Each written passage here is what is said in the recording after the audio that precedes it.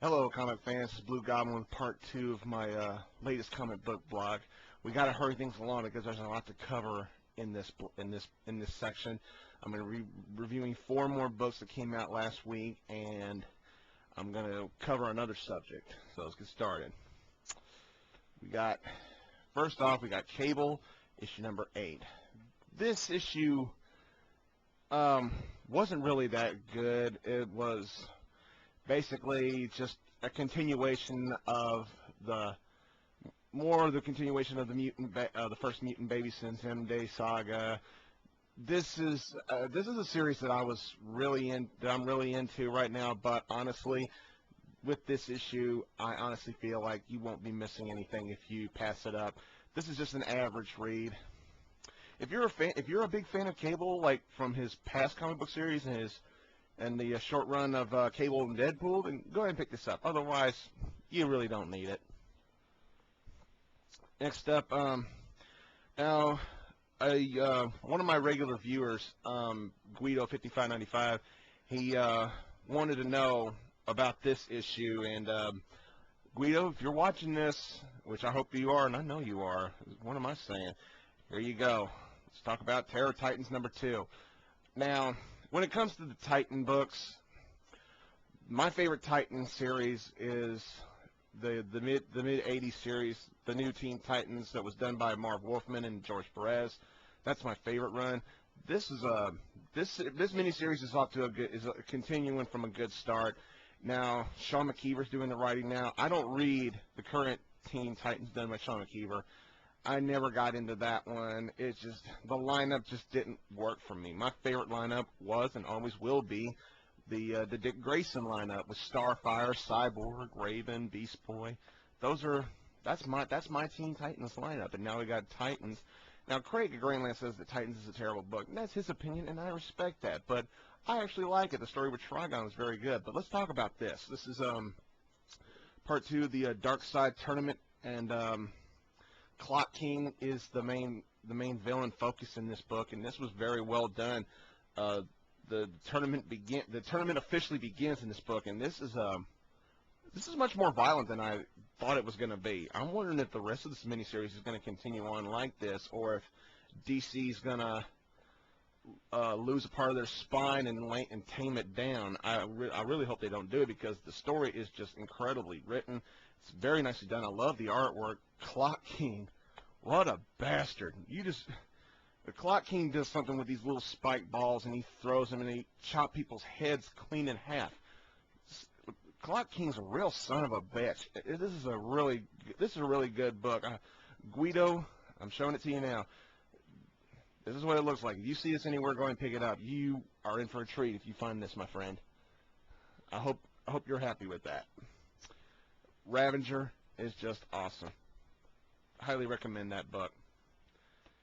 Okay, next up, this is a character I follow, but I don't know about any of you guys out there.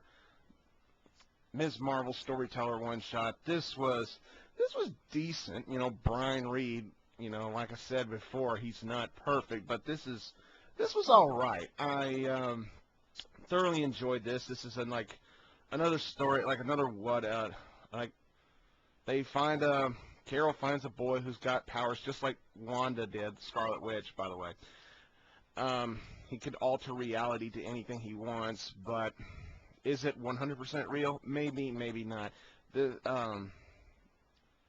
word storyteller is the name of the name of the kid that Carol confronts. It's like the reason for the cover is the kid loves pirate stories, and he uses his reality-altering powers to make New York a big pirate scene with Fing Fang Foom. This is pretty good. If you're a fan of Ms. Marvel, or if you're looking to get into Ms. Marvel, go ahead and pick this up. It's nice. I liked it. Now, I don't know why I didn't review this book in part 1. I don't know why I waited to part 2, but here we go. Avengers: The Initiative Special. This is another one-shot. Marvel loves to do one-shots, but sometimes it works, sometimes it don't. This one worked.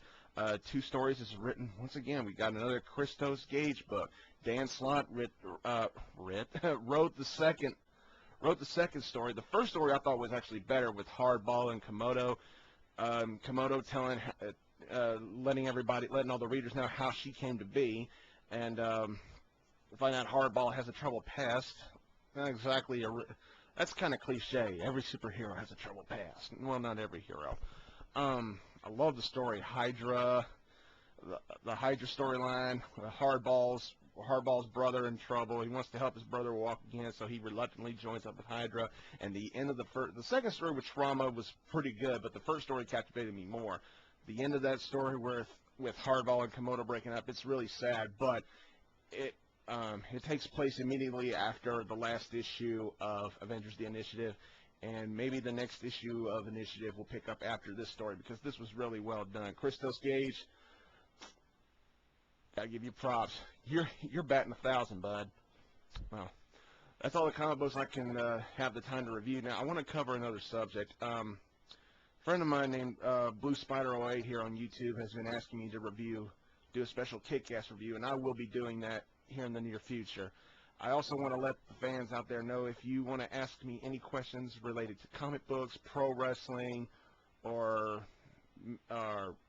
cartoons, anime, whatever, if I know the answer to your question, or if I feel like I can answer it honestly, then go ahead and ask away. Remember, I only have one request. I want the questions to be polite. Do not ask me very rudely. Do not put any rude comments up.